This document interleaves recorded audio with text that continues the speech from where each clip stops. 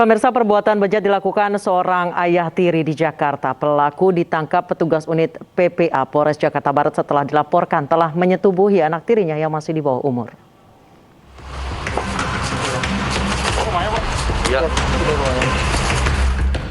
Unit Perlindungan Perempuan dan Anak Polres Jakarta Barat mendatangi sebuah rumah di kawasan Tambora. Namun kedatangan polisi tak disambut penghuni rumah.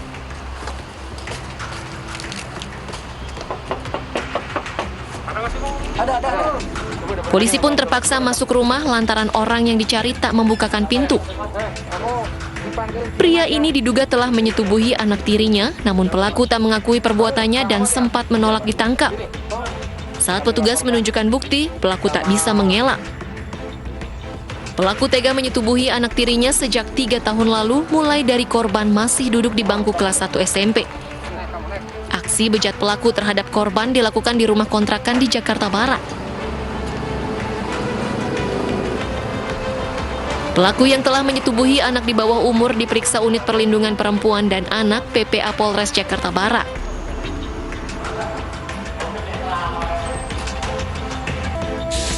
Kasus terbongkar saat korban yang masih berusia 15 tahun menceritakan kejadian yang dialaminya kepada ibu tirinya. Pelaku yang merupakan ayah tiri korban telah melakukan aksi bejatnya sejak tahun 2018. Menurut korban, aksi bejat pelaku dilakukan berkali-kali di kamar kontrakan berukuran 1,5 kali 2 meter di Tambora, Jakarta Barat yang juga ditinggali bersama ibu kandungnya. Selama 3 tahun berlangsung, pelaku kerap ancam akan menyakiti ibu kandungnya jika korban menceritakan perilaku bejatnya ke orang lain. Dari Jakarta, Miftahul Gani, iNews melaporkan.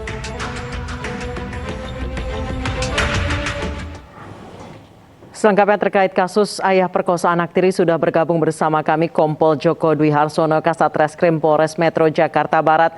Selamat sore, Pak Joko. Selamat sore, Mbak Anissa. Pak Joko, apa yang menjadi alasan pelaku sampai tega memperkosa anak tirinya sendiri? Iya, karena memang mereka tinggal bersama, kemudian tidurnya juga dalam satu kamar, sehingga pelaku yang merupakan ayah tiri korban ini merasa nafsu atau tergugah nafsu birahinya melihat anak tirinya ini. Sehingga sudah berapa lama mereka tinggal bersama, Pak?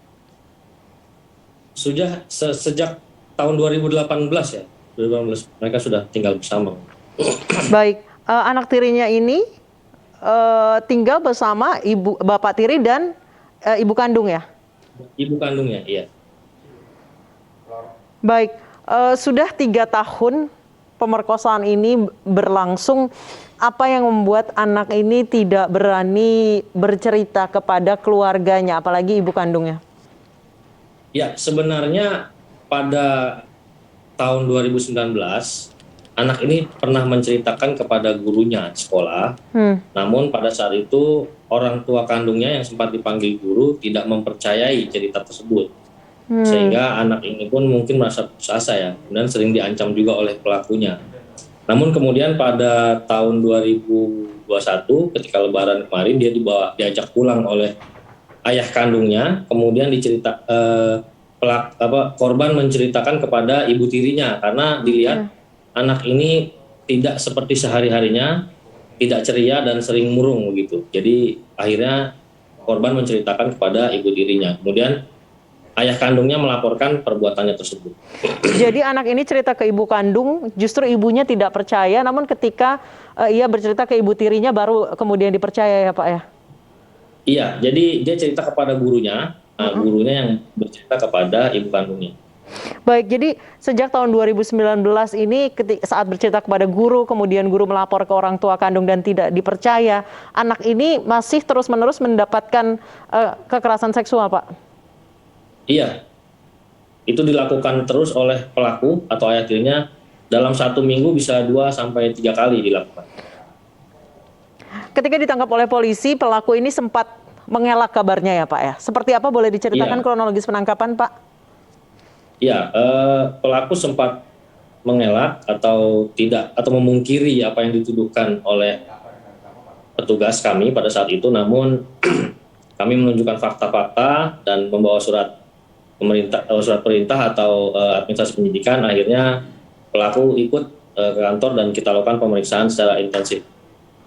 Baik, saat 2019 korban bercerita kepada gurunya namun tidak dipercaya oleh ibu kandungnya, apakah guru ini tetap memberikan pendampingan meskipun dianggap bohong oleh orang tuanya?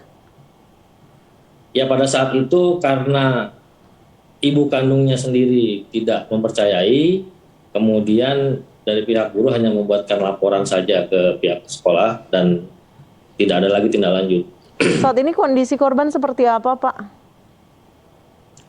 Kondisi korban saat ini cukup tertekan ya, stres, depresi, dan masih kita melakukan pendampingan terhadap yang bersangkutan supaya bisa terus